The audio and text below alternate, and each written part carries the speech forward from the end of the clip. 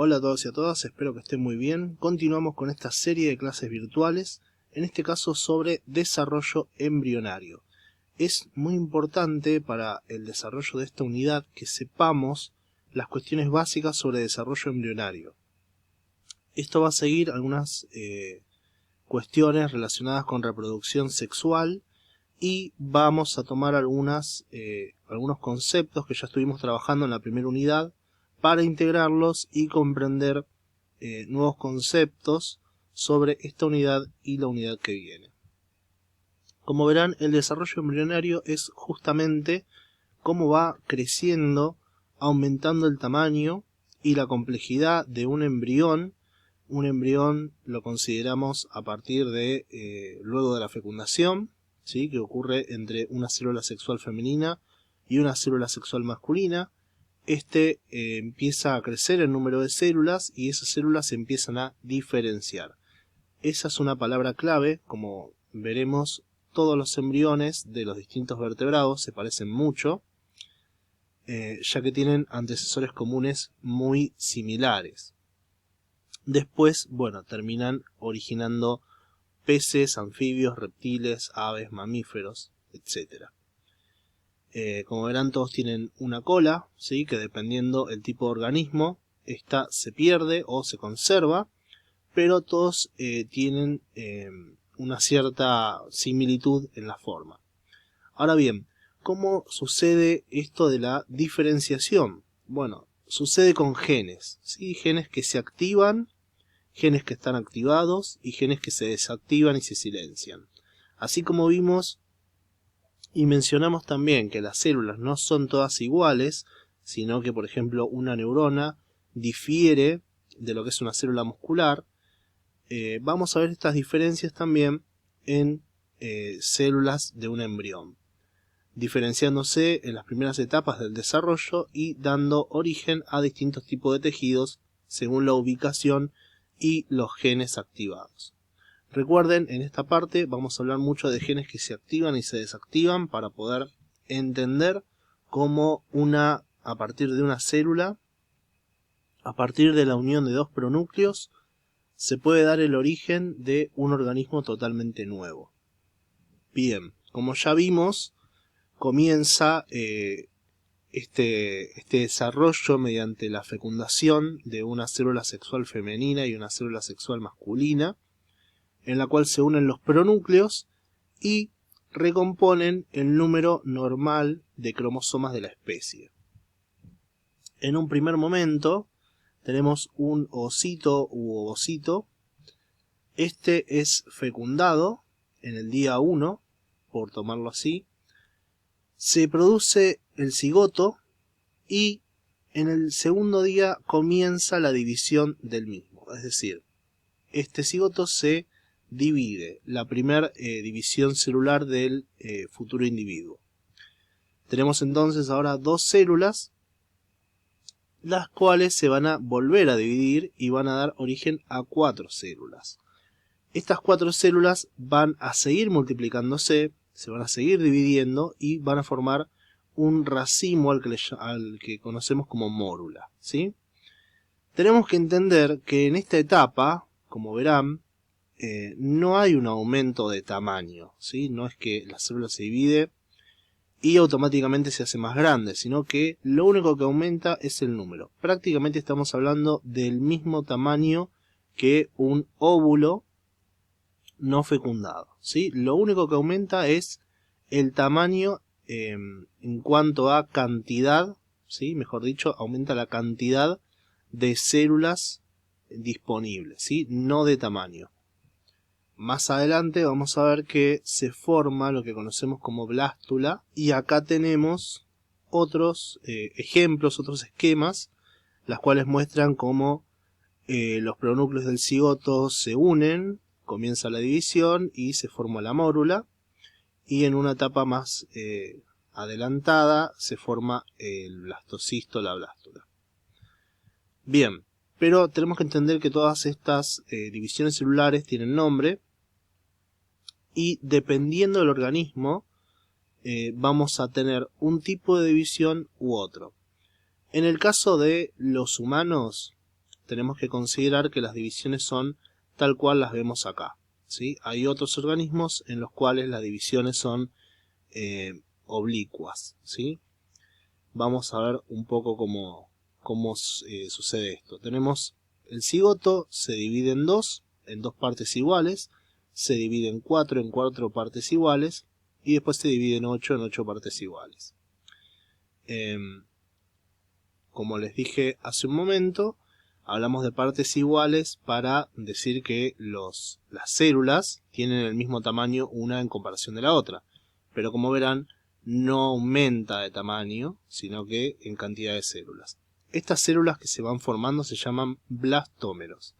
Y los blastómeros van a formar lo que conocemos como mórula, que es un enjambrado de células. Y estas se van a ubicar de forma tal que quede como una pelota hueca, ¿sí?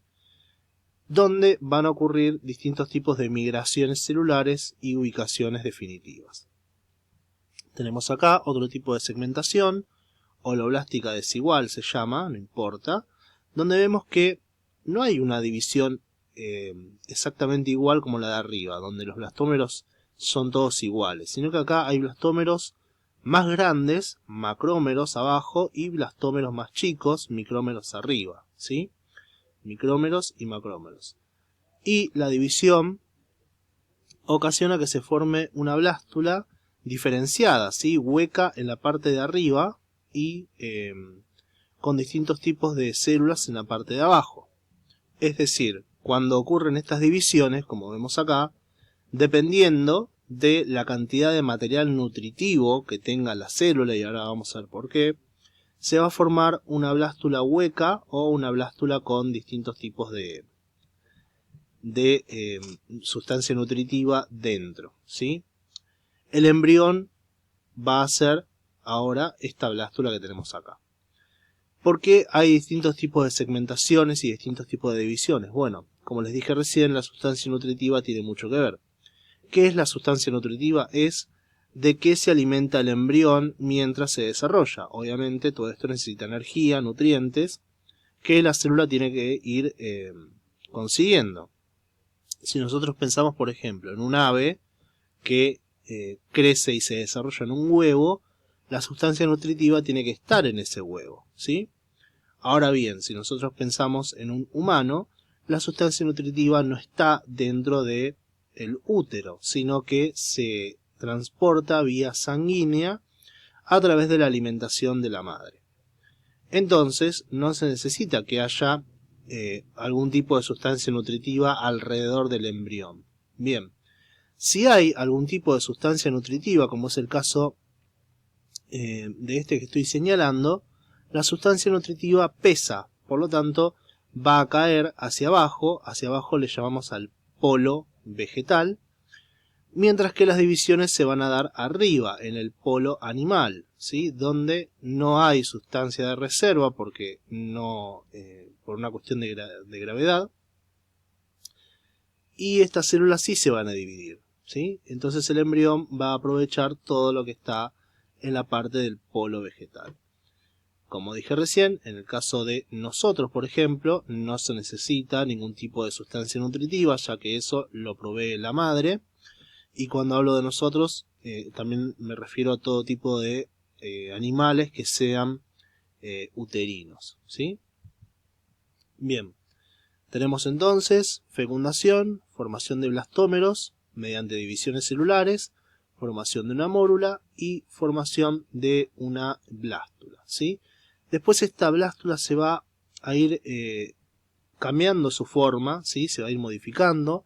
Las células que lo conforman van a ir migrando y vamos a tener en una última instancia lo que conocemos como gastrulación. ¿Qué quiere decir esto? Bueno, que las células que migran de un punto a otro empiezan a formar o van a formar más adelante distintos tipos de tejidos, y esto se decide en el desarrollo embrionario. Vamos a ver entonces un poco a qué nos estamos refiriendo. Cuando las células de la blástula que tenemos acá, por ejemplo, ¿sí?, empiezan a migrar, se forma una invaginación de células hacia adentro, ¿sí? Y a esta cantidad de células que tenemos acá marcadas en otro color, le vamos a llamar endodermo, ¿sí?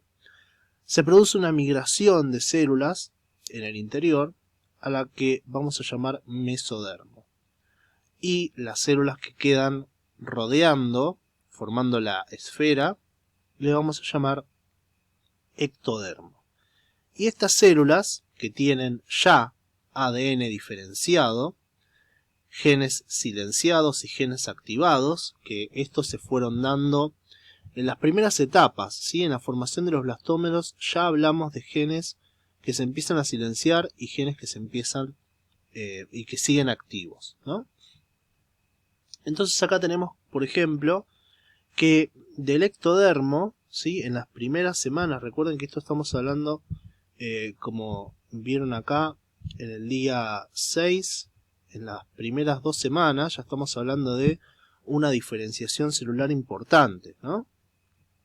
Donde el ectodermo, la parte externa, va a dar origen, por ejemplo, al sistema nervioso, a la piel, ¿sí? La gran parte del sistema nervioso tiene su origen embrionario acá, en el ectodermo del embrión, ¿sí?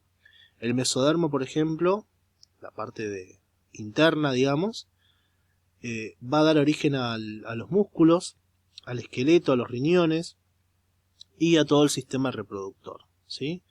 Es decir, el sistema reproductor, por ejemplo, decimos que tiene un origen mesodérmico que ya se diferencia en el embrión. Aún más, les digo que las diferenciaciones celulares, la meiosis que ocurre, la formación de gametas, óvulos y espermatozoides, empieza en el desarrollo embrionario. Antes de que por ejemplo, una mujer nazca, ya tiene, ¿sí?, sus óvulos formados.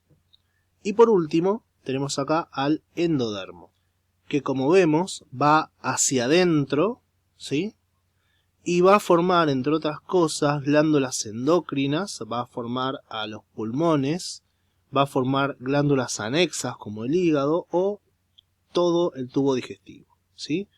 Todo el tubo digestivo de nosotros parte de esta invaginación que vemos acá, a la que llamamos endodermo, ¿sí? Bien, entonces como verán, el desarrollo embrionario en el desarrollo embrionario se decide el destino de muchísimas células y el origen de distintos tipos de sistemas muy importantes para el desarrollo de la vida, ¿no? Y esto se debe a la diferenciación de material genético dentro de cada célula, ¿sí? Es decir, la activación o desactivación de distintos tipos de genes.